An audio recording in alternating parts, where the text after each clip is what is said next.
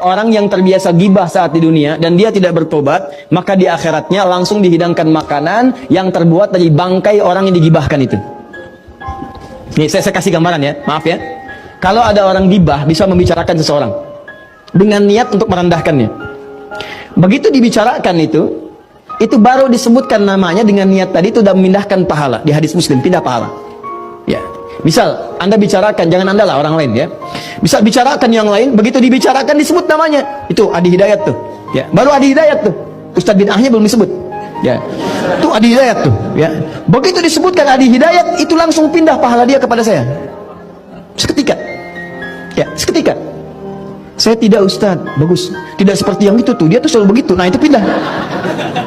Seketika pindah.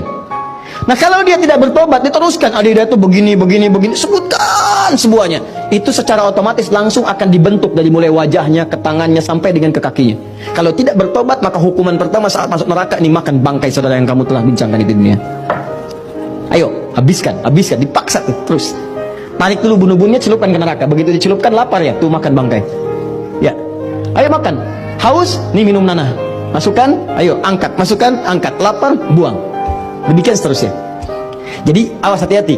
Di dunia dia dibuat tidak tentram karena orang yang gibah itu nggak akan pernah tenang, nggak akan pernah tenang. Dan di akhirat dia akan dibuat oleh Allah semakin merasa tidak gelisah dan tidak akan pernah tentram untuk selamanya.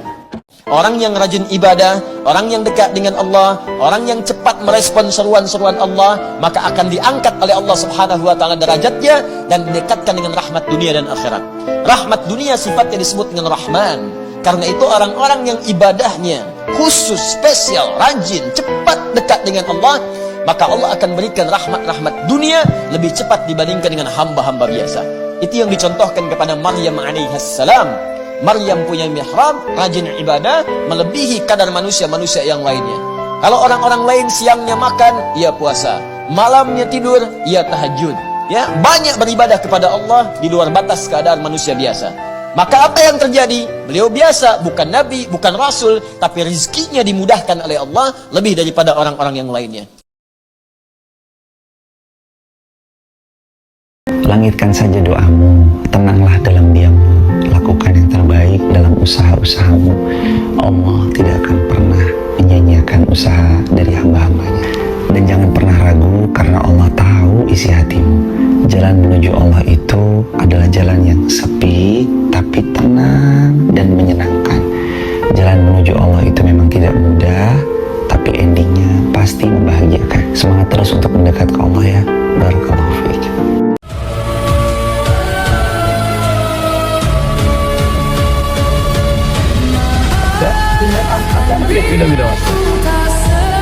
Ini kita hak Allah, anak kita hak Allah, bapa kita hak Allah, adik-adik kita hak Allah. Dia boleh ambil dulu.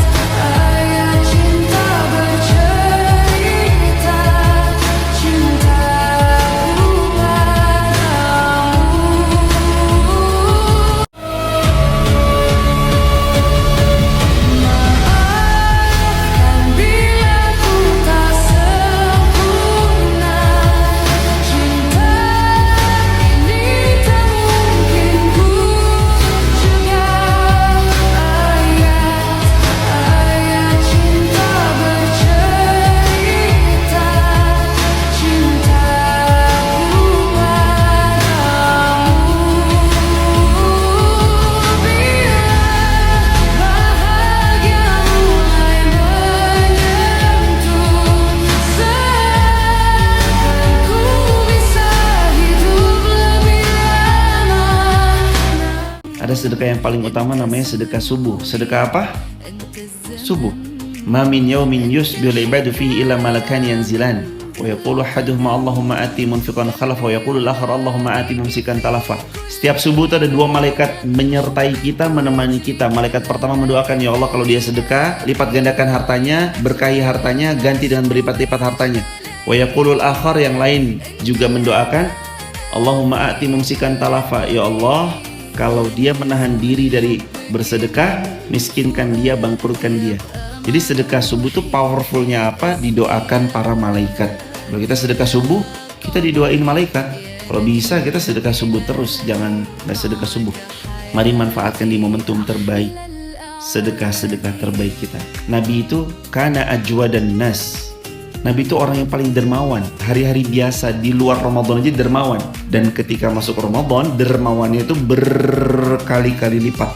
Udah dermawan, tapi begitu Ramadan lebih dermawan lagi. Maksimalkan Ramadan.